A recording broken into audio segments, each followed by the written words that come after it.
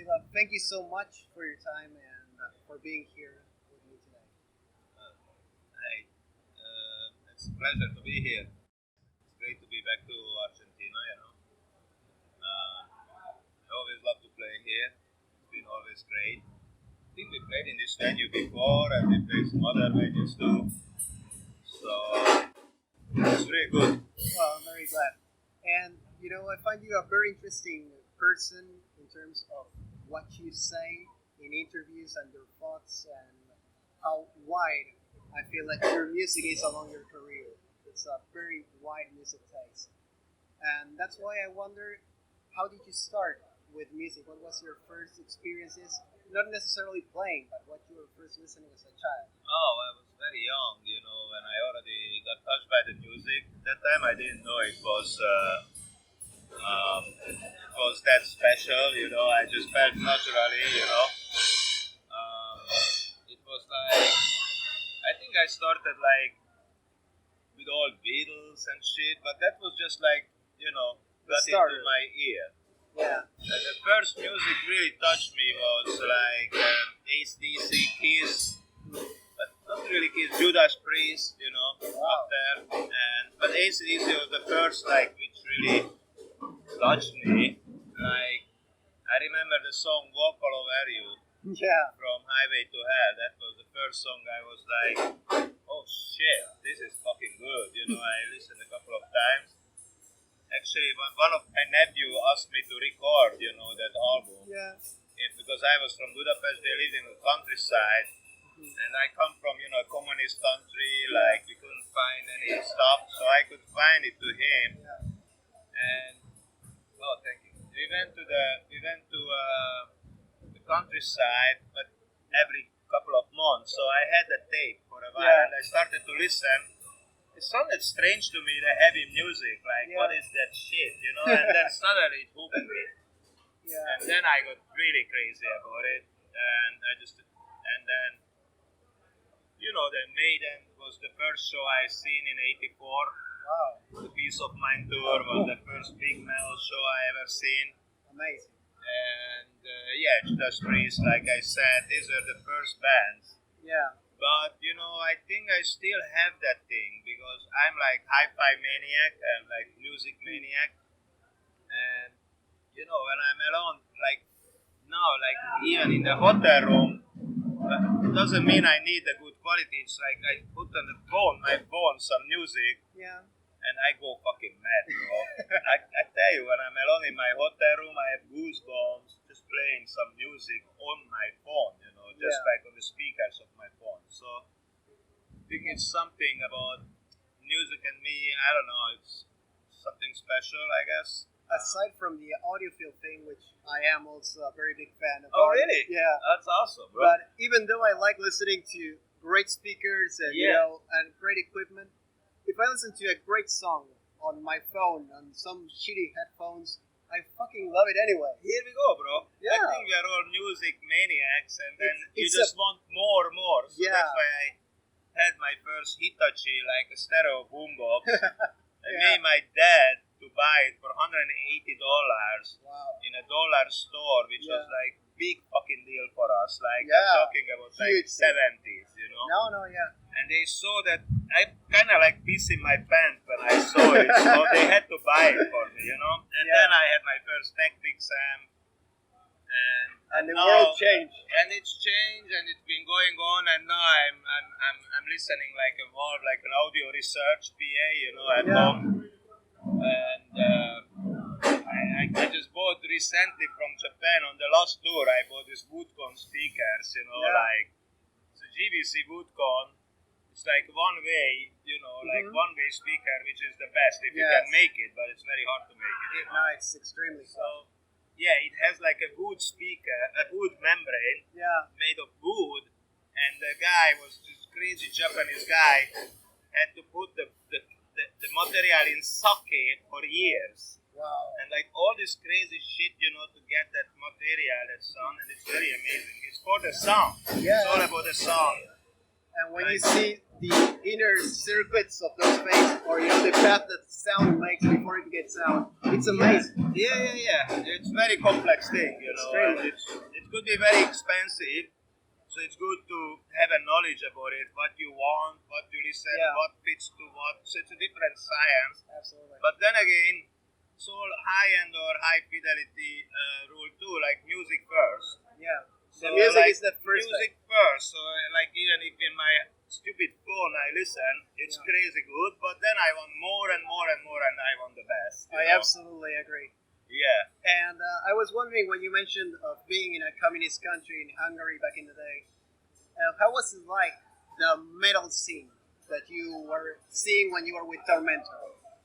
It was great actually. Like unlike Mayhem, had like a few shows in the 80s maybe. I had like 100 shows. Wow.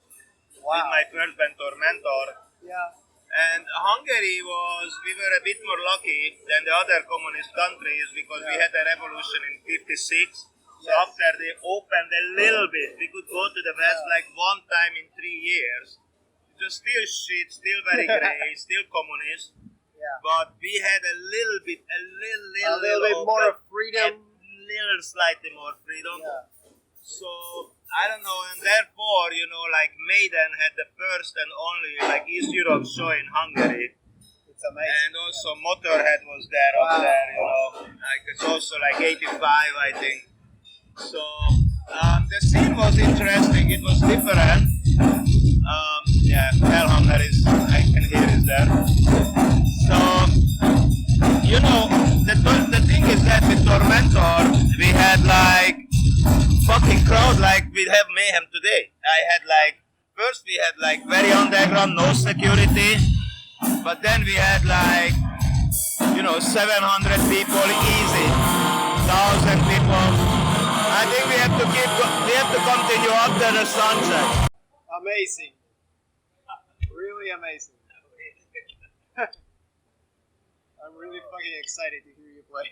Yeah, bro. So it was a bit noisy at the end, but we talked about hi-fi and about fucking cool and the love of music. And you were saying about the many shows that Tormentor had. Oh yeah.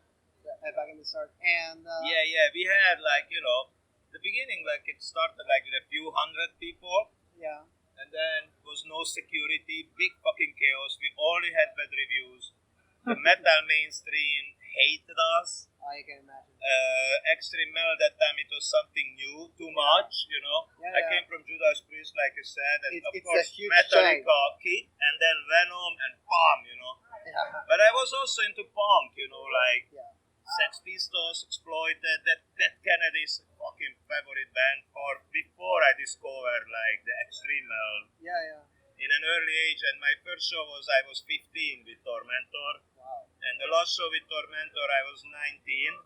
And man, we had I think on the last show we had 2,500 people. It's amazing. So it was like huge, in Hungary is a small country. Yeah. And for something so different, which the big bands of extreme metal at the time didn't get 2,000 people. No, I'm thinking about it. I always have the same. Like when I joined Mayhem, now we play, it's basically the same crowd I had when I was 16. That's fucking crazy. The difference is that now it's all around the world. Yeah. That time it was only Hungary.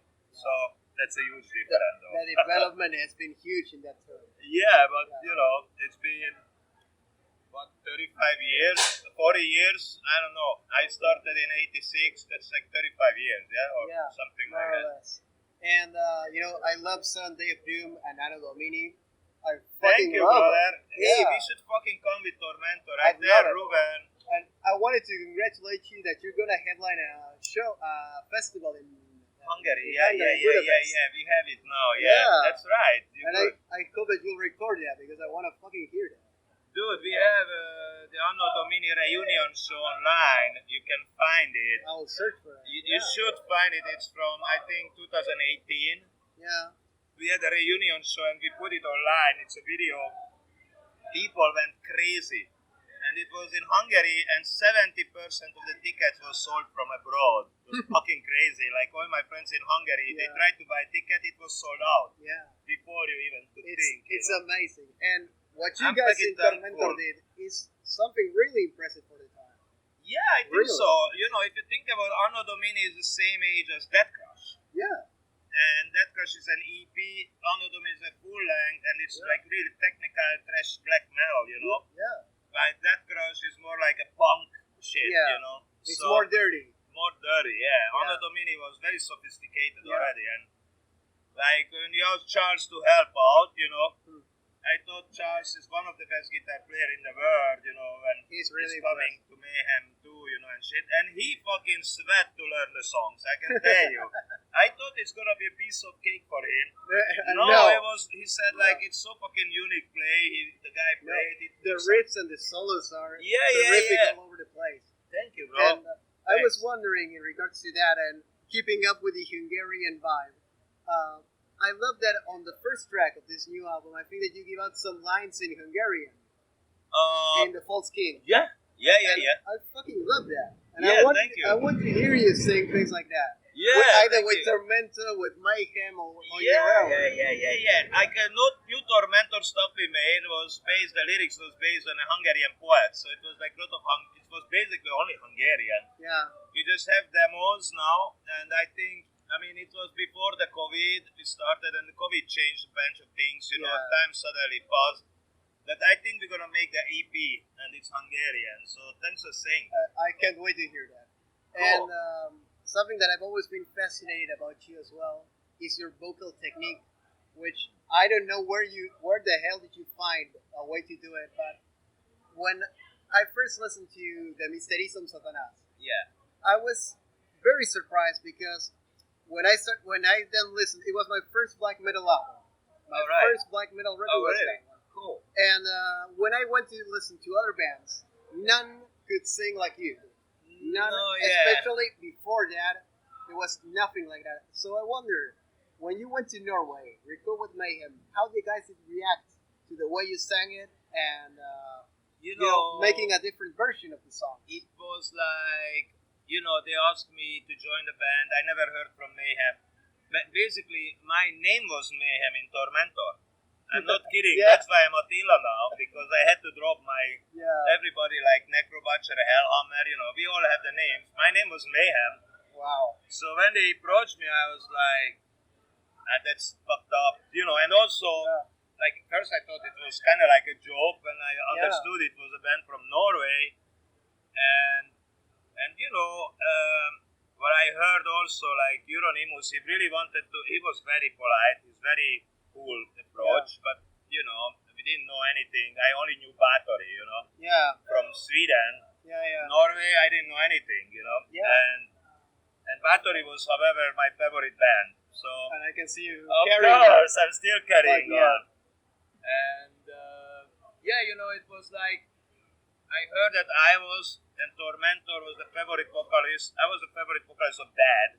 Yeah. So that's why Wow. they invited me, That's incredible. And also, later I saw these letters he wrote about it, and he was Really? totally Tormentor fan. Wow. And I inspired him. I have And- never heard that. It's amazing. Yeah. And, I was like, fuck, he wants to be myself. For sure, he doesn't want me to copy himself. Like, Exactly. he Yeah. tried, I influenced him, so I should not be influenced Influenced by back. him. No, you should I honor was- what he loved. Exactly, and take it to the next level. Yeah. So, that was I was thinking too, and we had a few rehearsals with Mayhem, and it was just falling to shape. I tried to learn the songs and shit, Yeah. I heard the live in Leipzig a little bit. Yeah. There was some songs he played. But I was like, let's do something else, put it in the next level. And Yeah. that time I had also my band called Plasma Pool. Yeah. When I used this love it. kind of dark voice, I was like, fuck, let's do that similar Yeah. kind of stuff, with Mayhem. And when I showed the guys in the studio, they, especially Euronymous, he was blown away, like, hey, do it. And at the end, we were at the end of the album. And then we came to Buried, and then at Buried by Time and Dust, we were Yeah. like, hey, you should do a little bit more Tormentor now, and you're always this other voice. So that sounds a little bit more Tormentor-ish, maybe. Yeah. I think so Previous was recorded the last day, which was again, of course, like he wanted me to do priest voice and stuff, but we all agreed on this, you know. It was not, I just saw, Euronymous was like the kind of like the mastermind of that record. Yeah. But the others too, everybody liked the idea to sing like different like that. Yeah. So it became like that, you know. And also we had like kind of limited time, and it's not like today, like you have unlimited tracks. I had only one track left on the tape, you know. So if I fucked up, I had to sing the whole thing again all the time, you know. So it was kind of had to be really focused, you know. Well, you definitely were. And another thing that I wonder in terms of the Misterism Satanas is the production. Because black metal up to then, it was all quite lo-fi. Wow, yeah. And, you know, the Misteris is a lot of things, but it's not lo-fi at all. No. You listen to Life Eternal, and it's fucking perfection. Yeah. So, bro, you can ask Hellhammer. He recorded the drums in this big hall, and they recorded these acoustic microphones, the whole sound. That's the big Greek hall and in this classical venue. I saw Bergen. pictures of that place, and it's amazing. Yeah, we just played there last summer, you know. It was the first time they opened for metal, you know, and we could play there. And I almost burned down the place because there was this cross coming down from the sky, and it was fucked up. So it started to burn with the candles, you know, and I like pushed away. Wow. And the cross came back. I almost, you know, it was almost fucking disaster. Prophetic. Yeah. Like, luckily I could hold it, you know. But anyway, you are right. And, you know, it was a tremendous effort. Like, Euronymous had to sacrifice everything. They borrowed money. It's Norway. It was expensive. He wanted to have the best studio, you know, the Greek Hallen in Bergen. And, I think he really pushed it to the sky, you know. And when Euronymous finished with the album, when you guys finished with the album of recording it, was there some sort of idea of playing live or something like that? Or? Yeah, he was first of all very happy. Yeah. And I only had 5 songs, unfortunately. Yeah. I wish I would have all, but the 5 songs I released like Life Eternal, the raw mix. Yeah. And then I went home, you know, and we were talking every week. Like phone, there was no internet, of course, was nothing. And we had like great plans. Like he wanted to start a whole world tour in Hammersmith Odeon, like Venom had and Motorhead. You know, that was the plan. That we start in London. Yeah. And I loved the idea. You know, I told him this is fucking cool. You know, we talked about this kind of stuff on phone. I was really looking forward. I had to go back. He wanted me to move to Norway, but I wanted to finish my university. Like I'm an electric engineer. Yeah. So I had one more year to go. So you went back. I went back, and then I heard in the summer what happened. Actually, not in the summer, but in the fall, in the autumn. Yeah. And it was very tragic for me. Okay, man. Like a friend of mine told me, like, hey, did you play Mayhem? Which is the band you played with? Like, yeah, what's up? Yeah, then I just read an article, like, the guitarists killed each other, the bass players. So I was like, dude, you are an idiot. That's wrong. No, it's the vocalist. Don't say me this bullshit. It's the vocalist who killed himself before. That's, you missed some shit. Yeah. He was like, I don't think so. I just read it in a Metal Hammer. Metallica Hungary. Metal Hammer didn't exist. And I was like, fuck, I went down to see, you know, the newspaper, and it was like a small article. Yeah. Like Euronymous was killed by Varg, and I was like, shit, that's why I can't reach anybody. Because all the numbers I had was Varg, of course, Euronymous, Varg, and Snorre. Actually, the only contact or phone number I didn't have was Hellhammer, and he was the only one left. Contact. It's fucking insane, man. That's really crazy. And I wanted to ask you a question in regards to Damon, I'm not sure how it's pronounced. I love the new album. I really loved it. And what I sometimes think, and I was talking with a friend of mine, Jorge in Texas, who will definitely be listening to this.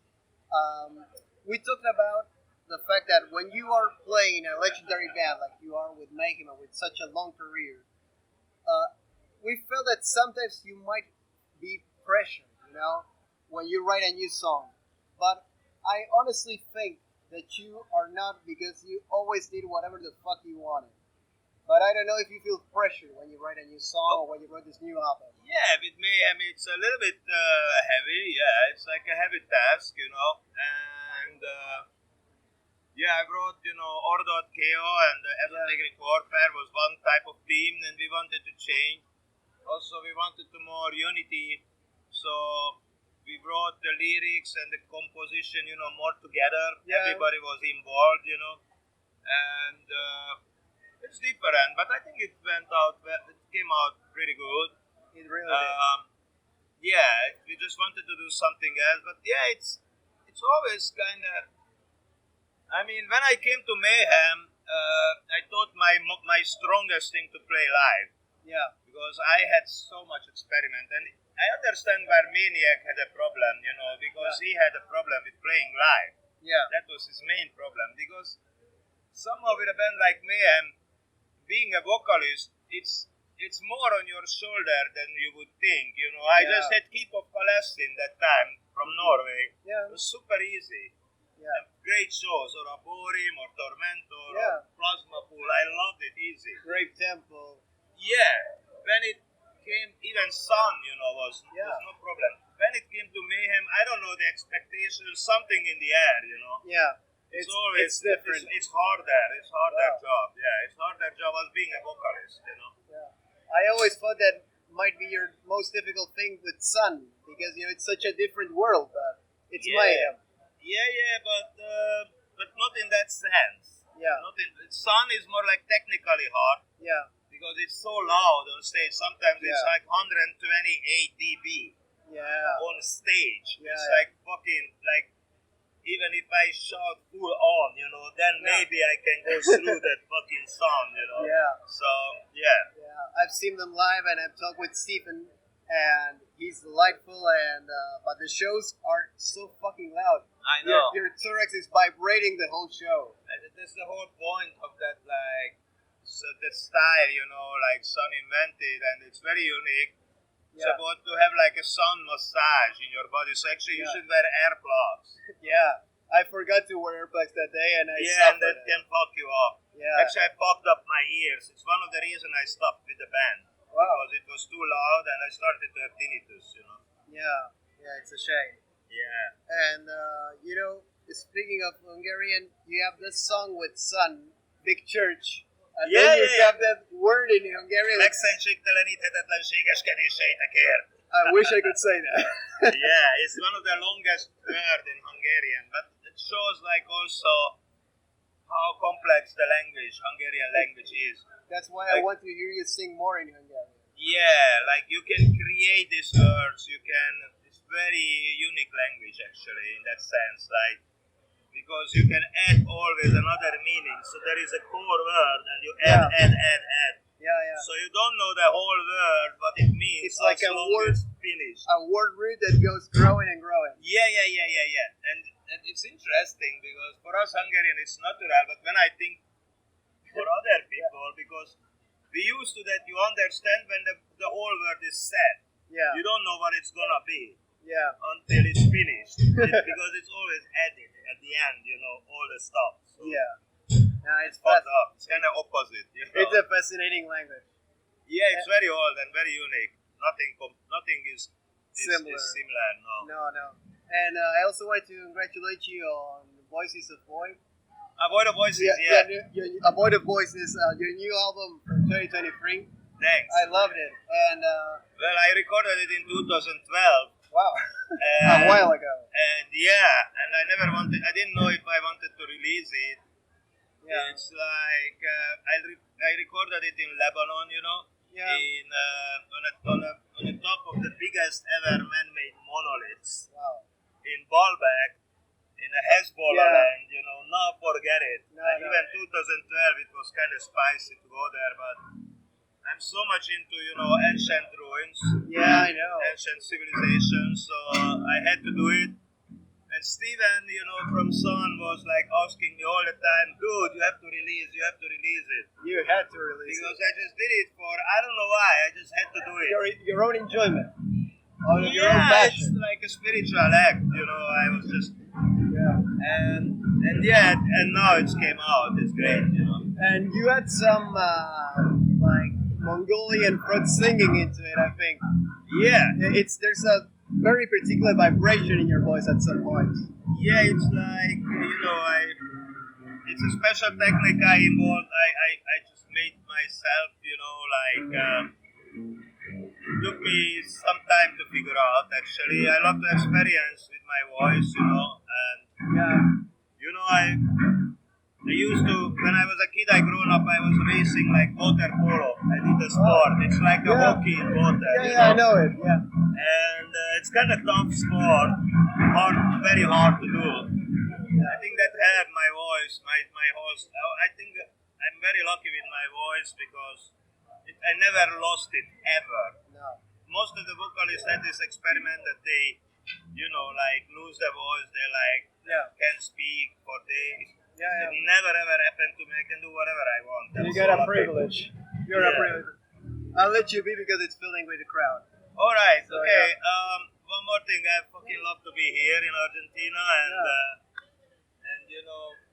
I have a new girlfriend who became my fiancée. Wow! Congratulations. She's from here. Really? Yeah. She's heritage is from here. She's American. Yeah. But her parents came from Argentina, so Argentina is a special place. I think I will be back here time to time. If you ever come back, I'll buy you some beer and a nice dinner. Dude, we should keep in touch. Yeah, you would love it. I'll write you an email, and if you have time tomorrow, I could even buy you lunch.